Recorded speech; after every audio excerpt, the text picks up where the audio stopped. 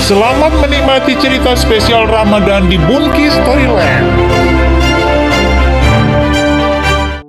Assalamualaikum warahmatullahi wabarakatuh. Lemas ya kawan-kawan, itu tandanya kita puasa. Ya sudah, istirahatlah sambil menyimak ceritanya Bunki Storyland dan Nila ya. Oh ya, biasanya saat menjelang lebaran, keluarga kita akan menata rumah kan? Ya, biar kelihatan cantik dan rapi. Nggak malu jika ada tamu. Hehehe. Bersih dan rapi bikin kita semangat loh. Kita mulai dari kamar kita sendiri, seperti Nila dengan Istana Kecil Nila. cerita akan kakak mulai. Yuk disimak sampai akhir.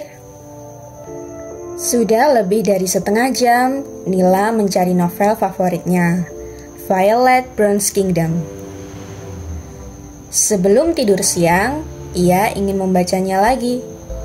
Novel ini menginspirasinya menata kamar layaknya istana. Namun, sudah beberapa hari kamarnya berantakan. Buku berserakan hingga ke lantai dan tempat tidur. Belum lagi alat tulis, baju, dan lainnya. Ayah ibu tidak akan membantunya menata kamarnya, karena sejak tahun lalu hanya Violet Princess yang boleh menata istananya sesuai seleranya. Hari ini badannya sangat lemas, mungkin karena beberapa hari ikut ayah ibu. Belum lagi mengerjakan tugas-tugas homeschooling, sangat melelahkan. Jadi, siang ini ia ingin tidur saja. Di mana sih buku itu? Seru Nila lantang. Ia jadi uring-uringan, apalagi badannya sangat lelah.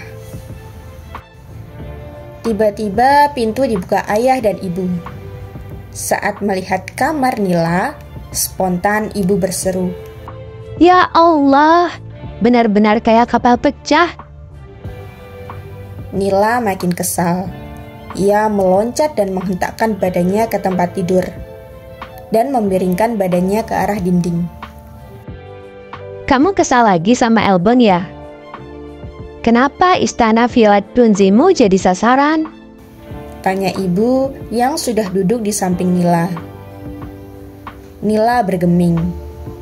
Tak lama kemudian, ia mendengar suara pintu kamar ditutup. Kamarku, istanaku. Gumam Nila lirih.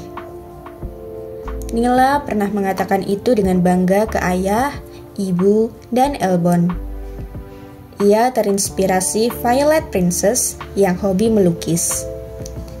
Sang raja sangat mengapresiasi lukisannya, sehingga menghiasi istananya dengan lukisan Putri Violet. Nila menyukai Putri Violet karena mereka punya hobi yang sama, melukis. Serunya kesal. Karena lelah, akhirnya Nila tertidur. Nila terbangun dengan kaget. Teman-teman baru dari dunia ajaib ada di kamarnya. Mereka sibuk menata kamar Nila. Sejak kapan kalian di sini? Tanya Nila. Namun, tidak satupun dari mereka hirau. Tidak ada jawaban. Mereka terus fokus bekerja. Kalian nggak mendengarku? Apa kalian nggak ngerti bahasaku lagi? Nila mulai gusar. Ia turun dari tempat tidur dan mendekati mereka. Lagi-lagi, mereka mengabaikan Nila, seakan mereka tidak melihat Nila. Mereka dengan cekatan merapikan dan membersihkannya sebelum kemudian dengan cepat menghilang bersama asap putih. Jangan pergi! Jangan pergi! Seru Nila lantang. Terlambat. Nila menangis. Hingga badannya terguncang-guncang dan matanya terbuka. Ayah dan ibu memandangnya dengan tatapan heran dan khawatir. Tidak baik tidur sore-sore. Ayo bangun, sholat asar. Kata ayah. Setelah sholat, beresin istana kecilmu, nak. Tambah ibu dengan lembut.